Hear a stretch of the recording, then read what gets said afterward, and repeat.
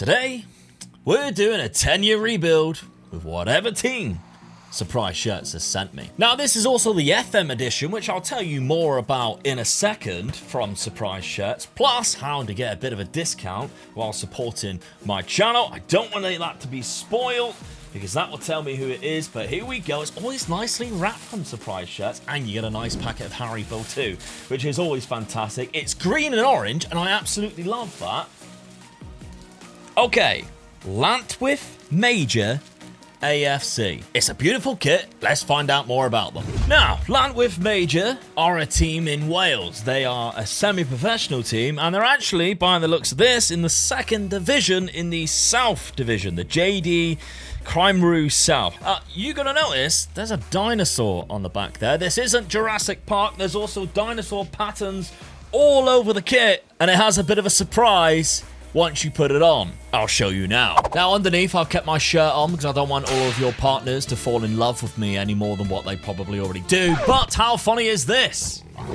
Now, a little bit more about the club. They just seem like the best club ever to support, by the way. So they put a vote to what their stadium should be called, according to this, in 22-23, and it was named the Prince Moomins Palace Frampton Lane. That's their stadium name. Not to mention what they describe themselves on their Twitter bio, and I do suggest everybody go and follow them. The official Llantwith Major AFC Twitter account, a club of misfits and scumbags in South Wales, the little brother of Boca Juniors. And that's because their home kit is absolutely stunning and looks just like Boca Juniors. This is a club I can definitely get behind. And so, with me already falling in love with this club, it's time to make myself manager of Llantwith Major for the next 10 seasons in Football Manager.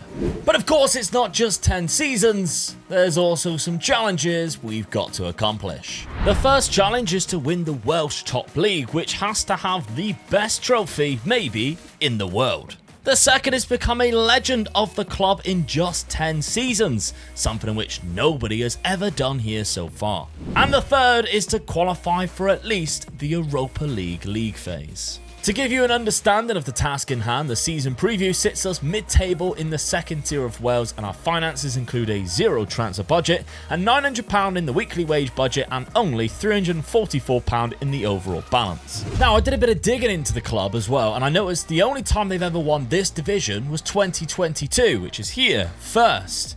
But then, the following season, they finished 7th in the same division, and not in the Welsh Premier. So I done even more digging, and it turns out Llantwith Major were the defending champions of the 21-22 season, but were denied Tier 1 license. So the runners-up went up instead. Oh, that doesn't sit right with me. And so I'm going to make it my destiny to give this club the justice it deserves, and then some. Squad-wise, our best player is a 20-year-old Welsh left-back called Cian Williams, followed by a goalkeeper named Jack Lansdowne. And the first game of the season came at us fast, so I built a very basic 4-3-3 tactic with a lower tempo to prevent us from losing the ball as much and not sit us so high up the pitch. And so our journey in Wales begins. And it was a positive beginning too, as Loni Jallow opened the scoring after just 20 minutes. Carmarthen Town did equalise just before half-time from a corner, but Thomas Tweedy fired in a winner in the second half for 3 points in our first game. With the transfer window closing the end of August, I managed to pick up 2 signings on free transfers in a young goalkeeper and Adam Pike, who could be a great striker for us this season. It had been a fantastic start to the season though, as we won 6 out of our 6 so far and sit top of the league in the early stages, with Jallow as the league's top scorer.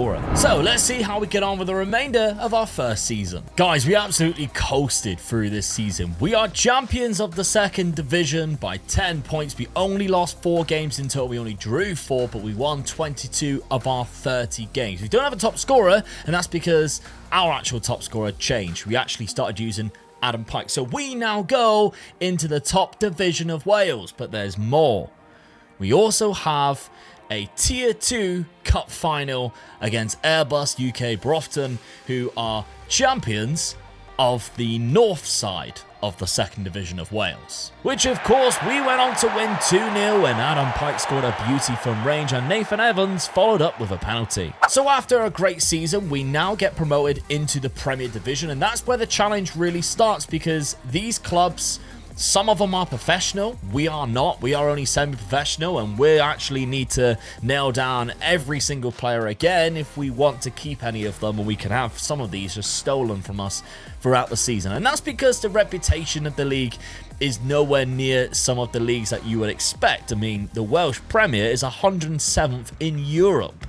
And, well, the Vanarama National League is 100, so that's non-league England. That's higher than us. So to qualify to one of our challenges for the Europa League, we're going to have to do something here where it's kind of like a build a nation. We're going to have to try and push Wales as a nation up in the reputation, so that we can actually qualify for the Europa League and maybe even qualify for the Champions League. In Season 2, the squad looked completely different, as only a few of our previous best players stayed, as well as us losing a couple of players who didn't want to re-sign at all. Our best player we brought in, though, was Evan Galasso, who is a fantastic striker and by far our best player now. A lot of the players we did bring in were all from clubs around the same level as us, though. And I decided to keep the same tactic as we used last season, considering it did so well for us last year. And things look promising as we defeated last season's champions 2-0 in the earlier fixtures. Apparently we also moved stadium to Jenner Park now, which has a bigger capacity, so I'm wondering whether that's because we've gone up the leagues, and obviously the problem that they had last time where they couldn't go up,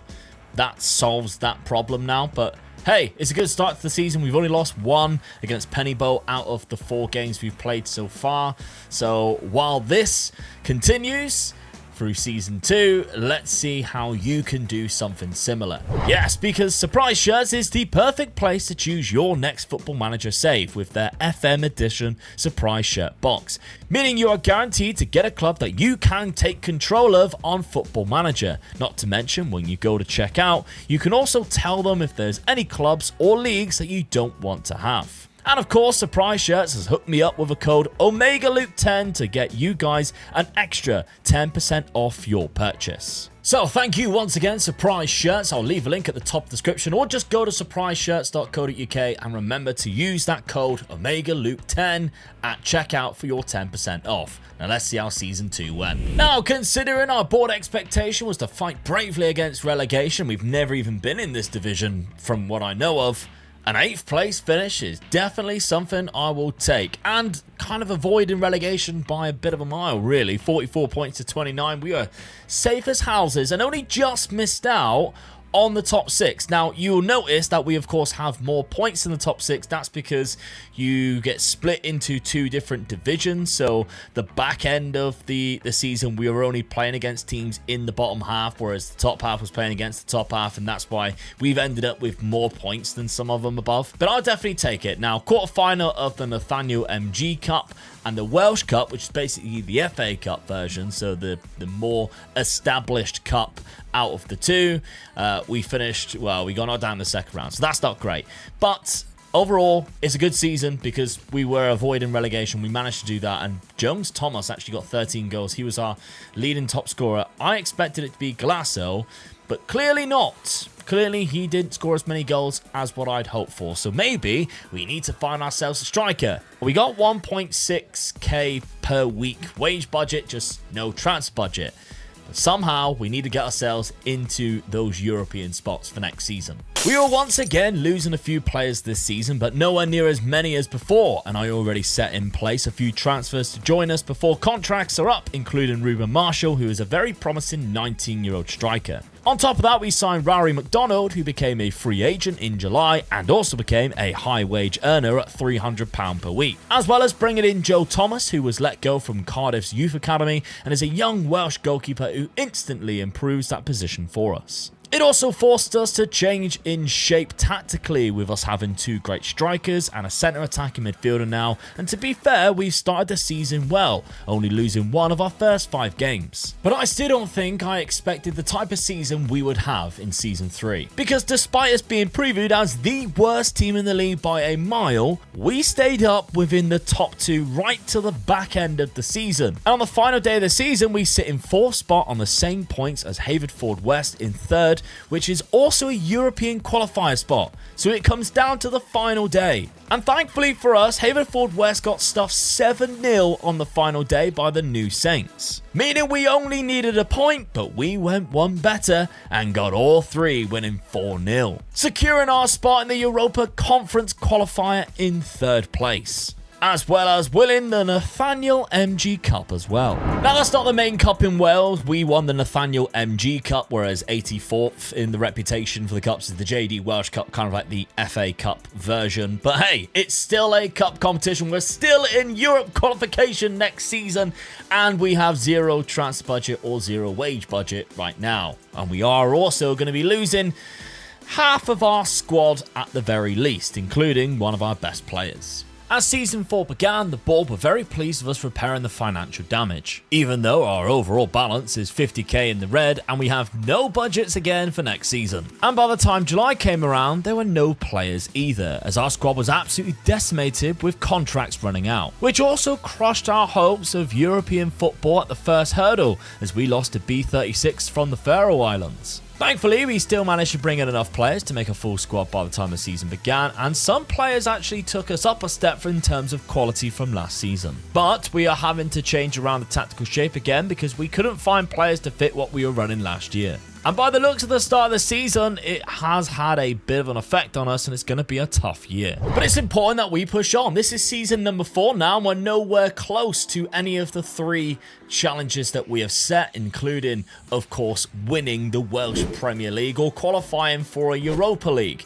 Not to mention, of course, we also need to focus on trying to push Wales as a nation in terms of reputation for this league. And while things weren't quite as good as last season for us, we were still defying expectations, finishing eventually in 5th place in the league after our bad start. However, we were about to play in our first ever JD Welsh Cup final, which we pulled out of the bag, winning on the day comfortably 4-1. And although our league form was disappointing, the best thing about winning the cup is that the 3rd European qualifying spot goes to the cup winners first, meaning we get another crack at qualifying for the Europa Conference League this summer. And thankfully, the majority of our first team has got at least another year left on their contracts for now. Not to mention, our finances are a lot healthier too, and we just have to hope that we can turn into a professional club soon, which will help attract better players. By the time our first qualifier came around, we brought in a few new legs, but we were still up against it as our opponents are a fully professional team from Montenegro. However, despite this and the fact that we have our home match in a different stadium, we somehow managed to find ourselves 2-0 up, but they did score a penalty late on. Thankfully though, we went to Montenegro as underdogs and came away with a 2-2 draw and progressed. The team we were drawn against next, however, was from Kazakhstan and were a far superior team in all terms,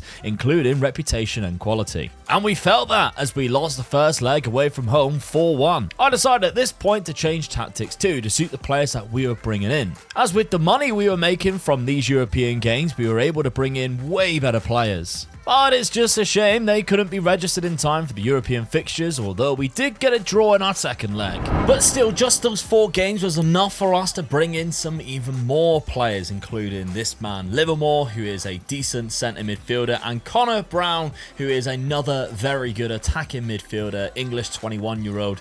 And we've started quite well in the league. We lost our first one to Bala Town, but we're starting to beat some big teams in the league, and I'm really excited for this season because now that we have a good amount of money, nearly £1 million, we might turn professional at some point this season, and if we do well enough with what I think is the best squad we've had so far, we could be within a chance of qualifying for the Europa League qualifications. And that's one of our challenges. Even still, I don't think I could have predicted how good of a team we had built either. Because despite being previewed at 450 to 1, we somehow had an amazing season and went and won the league, from Division 2 to Welsh champions in 5 seasons. And that, of course, is one of our challenges complete. But not only that, it also means we qualify for the Champions League qualification stage, which means if we do lose a leg, we actually go into the Europa League qualification stage, which would be great for the finances again, but we just got to make sure we keep some of those players who are ready to leave. and keep inquiring about going to a professional club this summer. So the summer of season number 6, and we have been drawn against Malmo in the very first qualification stage for the Champions League. A former finalist, of course, of a European competition themselves in the Champions League in 1979. So we've got our backs against the wall. However, with the league win last season and with the money that we have managed to make, we have brought in some players that I definitely think can help us this season, including Ruben Colwill, 26-year-old attacking midfielder, a very good attacking midfielder that we can add from Cardiff. He's been playing regularly in the Championship, and he is going to definitely do us some damage this season. But he's not the only ones. Ewan Breedner is another one, a new gen that we have brought in who can play centre-back or right-back. He's also really good, not to mention a few others. And now our team is starting to look really strong. Is it good enough to beat Malmo though? Let's find out. Well, once again, this semi-professional Welsh club was out to cause a ruckus as we scored 2 second-half goals to take to Sweden, beating Malmo 2-0. And then going one better in Malmo as we defeat them 4-1. That result then takes us into the next round against Croatian side Rijeka. But this is potentially where we hit our ceiling in the competition, losing both legs and being knocked out of the Champions League qualifiers. But that only meant we went into the Europa League qualifiers, and that's one of our challenges. And we were drawn against a tough opposition in Partizan from Serbia, but we are still building this squad, signing 2 more players in the meantime that drastically improve our midfield. In the first leg as well, there was 1 goal scored, and that was from Llanwrth Majors' Ruben Colwill. But our luck in the second leg had definitely run out as big tackles landed at the feet of Partizan players to score, and then injuries leading to another Partizan goal, and we find ourselves 2-1 down. However, we still had some fight left in us, and Simpson's goal took the game to extra time. But Partizan found another in the 110th minute, which looked like they were going to progress until Luke Ray's 120th minute header took it to penalties. Wouldn't you know it, Salmon skied our first penalty over the bar, and then of course we were chasing the penalties with our survival in the competition on the line, all the way up until Bazdal's penalty for Partizan was saved.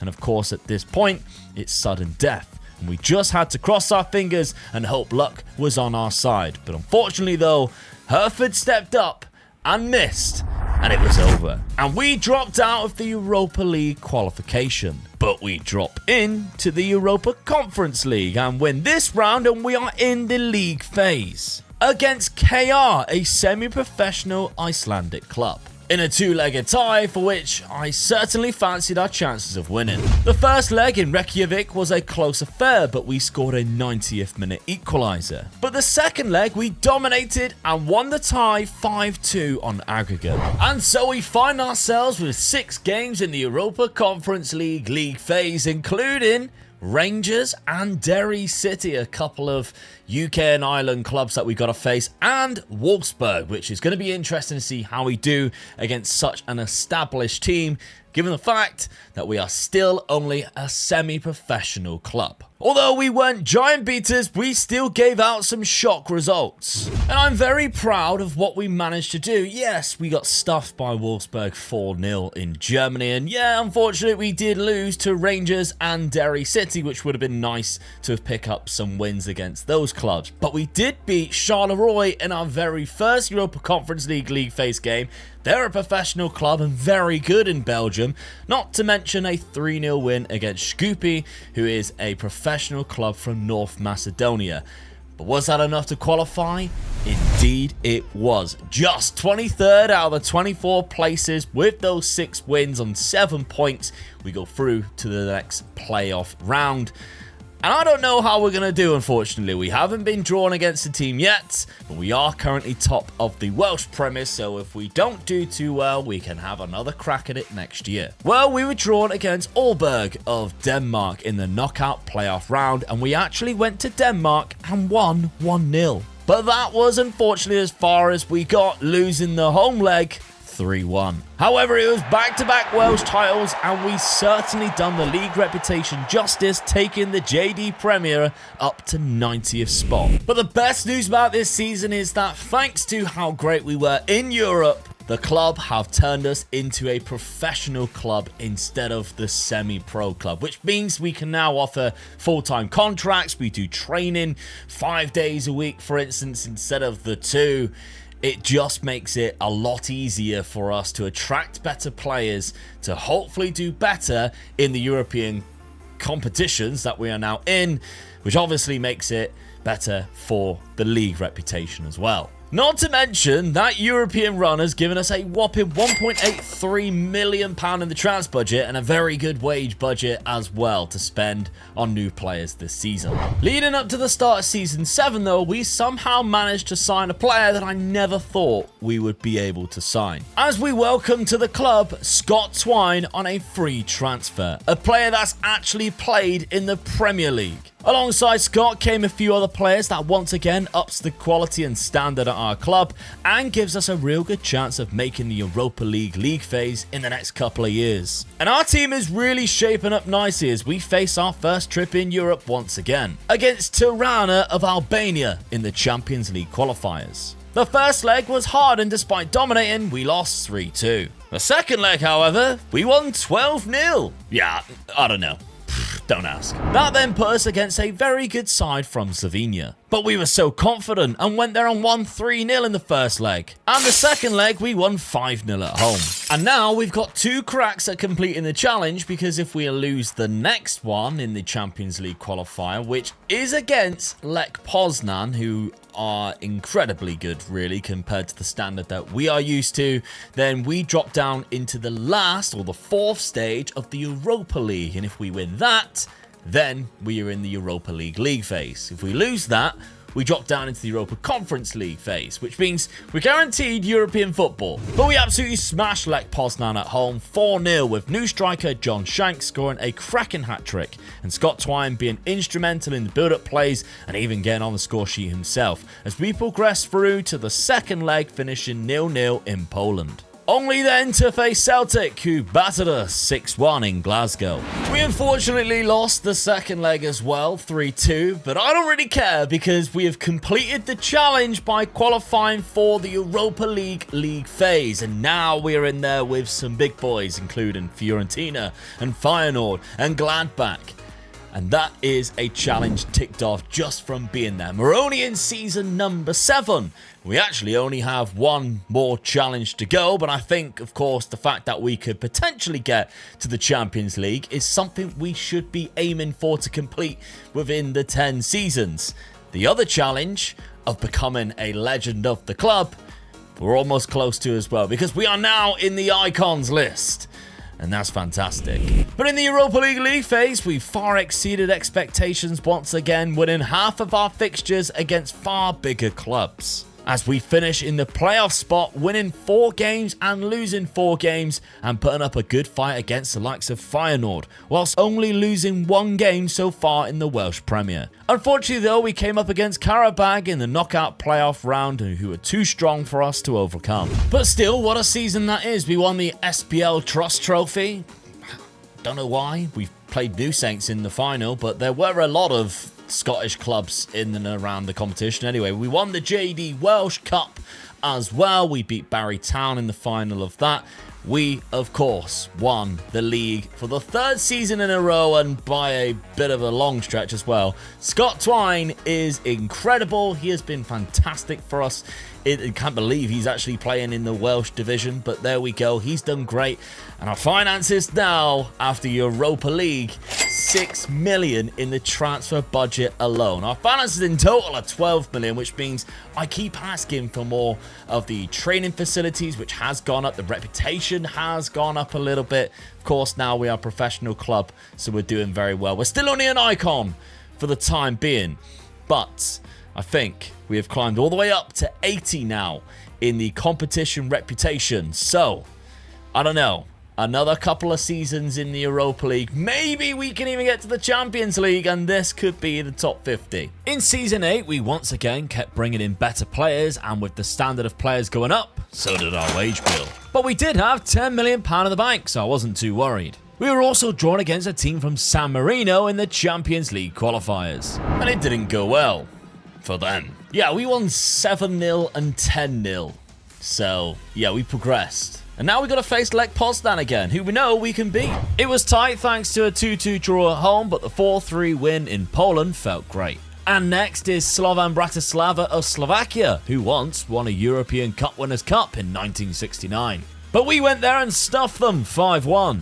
Winning the second leg 1-0 thanks to a goal from our new striker Bailey Adamson, who we bought for £500,000 and is a player I'm hoping we can keep the goals up as we eye up the Champions League. But to do that this season, we've got to defeat Shakhtar in the 4th qualifying round, the last hurdle to get there. And the first leg in Ukraine, we took the lead after just 3 minutes. However, we got caught on the break and their striker ran through to equalise and the game finished 1-1. The second leg at home was even better because Carl Williams scored after just 18 minutes and 2 minutes later, Bailey Adamson scored a second. And we have qualified for the Champions League phase in Season 8. And we are well and truly in and amongst some of the big boys. We've got Barcelona, we've got Juventus, Bayer Leverkusen, Atletico Madrid, and Napoli. And I'd kind of like to get my own back on Celtic along the way too. And Shamrock Rovers, let's not forget them. We could also get a nice little 3 points against Shamrock Rovers. And just see, you never know. We might be able to pinch a result against one of the big boys and qualify for the playoffs. Keeping with the same tactic could go either way against the big European giants. And it didn't start well as we lost to Shamrock Rovers in Dublin. We almost beat Celtic if it wasn't for 2 very late goals. What we did do, however, is defeat the German giants Bayer Leverkusen in Cardiff, scoring 2 early goals and holding on till Nelson Viper's 80th minute goal to make it 2-1 before Ruben Colwill bagged us a third. But that unfortunately was the only win we managed to get in the Champions League phase. A 3-1 win over Bayer Leverkusen still isn't bad though. A draw to Celtic, yeah, I'm just really disappointed with that Shamrock Rovers game. We got battered against Atletico Madrid and Barcelona. We put up a great fight against Juventus, only losing 2-1 away from home. We were quite unlucky, if I'm honest, finishing in 32nd, but that all goes down to hopefully next year where we can kind of find ourselves in and around this section here. But that's still a great season though. We once again won the league, which is fantastic, again by quite a lot, only losing 2 games across the season. We didn't win the cup though, which I'm quite surprised. We got knocked out in the 3rd round, but we're still susceptible for losing random games, I guess. We won the Trust Trophy, this time beating Dunfermline. I don't know why that trophy actually exists really. And we won the Nathaniel MG Cup, so overall that was really good. Financially, we're looking great. And I am also a legend of the club, which means we have completed the 3rd and final challenge that we had set out at the start of the 10 years. But I think we all know what the next challenge is. We need to qualify for the knockout stages of the Champions League. And if we manage to do that with this club, then that is absolutely huge. In terms of reputation, we've also climbed the league up to 65th spot. I thought it'd go higher, I must admit, because of our Champions League run, but there we go. Just a couple more years, I guess, and then we can maybe look at that. But financially, £24 million in the bank now, and £9 million transfer budget for season number 9. That transfer budget was actually spent quite well as we brought in Will Lancashire, who was at MK Dons for £3.2 million, as well as Carl Thomas, a very good midfielder that we picked up for £1.2 million. More new names joined us to continually increase the quality of our team as we waltzed past the team from Malta in the 1st round qualifying stage of the Champions League. We actually struggled a bit in the next round against the Irish side Coleraine as we beat them in both legs 3-2, but now a bigger test in Bodo Glimt. It seemed like we really booked our ideas up in this tie, however, as we won both legs comfortably, finishing 7-2 winners on aggregate. With the Croatian side, Osijek standing in our way now of another Champions League phase. The first leg was a tight game and they did cause us a bit of trouble, especially with this being the home leg. I expected better really, and we travelled to Croatia with only a 2-1 lead. Thankfully though, Bailey Adamson got an early goal in the away leg, then another to kill the game and the tie off. And we are once again in the Champions League. Some tricky fixtures, of course, against Manchester City and Bayern Munich in the middle and ending with Liverpool and Milan.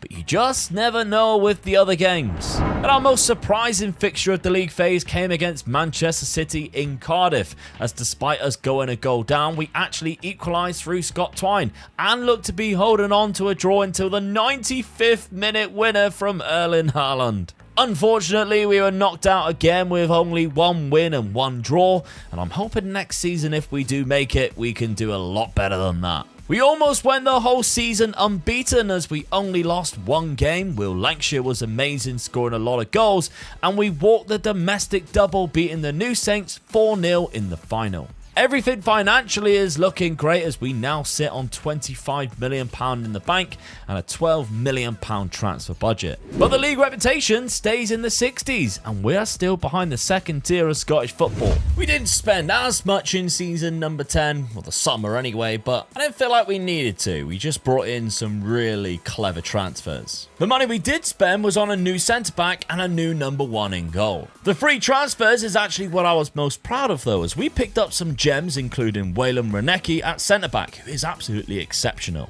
Our strength though is definitely still in our attack and they seem to be our best players, and there is a bit of a gulf in terms of quality that we're really struggling to find for other positions. What we didn't struggle with was qualifying for the Champions League. 12-0 in the first leg against SS Cosmos, 7-0 in the next.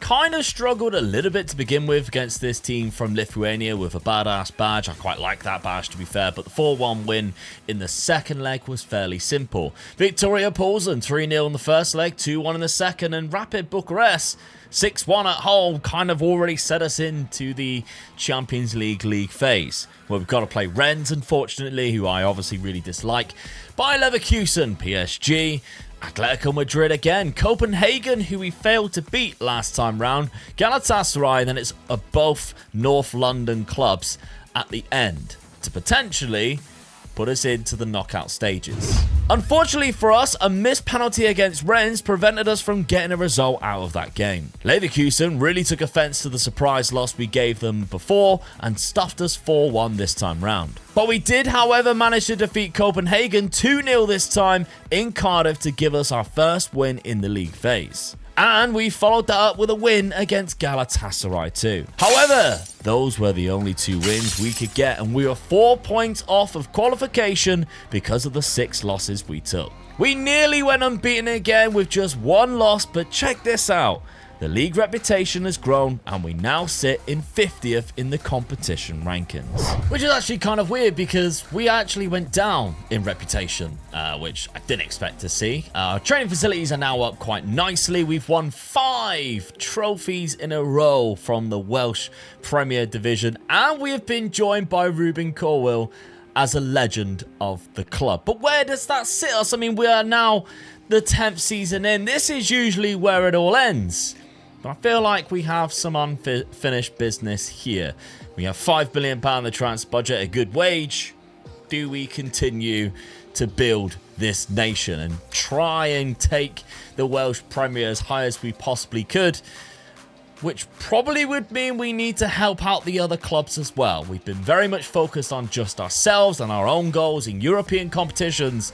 And I feel like if we were to build the nation, we have to make sure they do well as well. So what do you think? Of course, this save game file will be made available to all channel members and Patreon members as well on the £5 tier. You can see the links down below if you want the save game file to carry on, or just have a gander. Maybe even you want to just steal the tactic, which, by the way, I've changed ever so slightly as we went throughout that season. Then you can do so on the channel membership page or the patreon.com/MegaLukeGaming. But make sure you are subscribed because there is a chance that I decide I take this on for another 10 years. In terms of the challenges though, we smashed and surpassed them, and we couldn't have done this challenge if it wasn't for Surprise Shirts and the FM edition box that they sent out, so thank you very much to them. And of course, if you want to pick up your own, you can, using the link at the top of the description. Remember to use the code OmegaLuke10 for that 10% off. Loads of you have messaged me in the past. Thanks to Surprise Shirts for using my code and rejuvenating your enjoyment of Football Manager. Who knows, you might get a lovely challenge like I have took on today. So make sure you are subscribed because who knows, we might take this on even further. Thank you very much for watching. Check out this video on screen right now.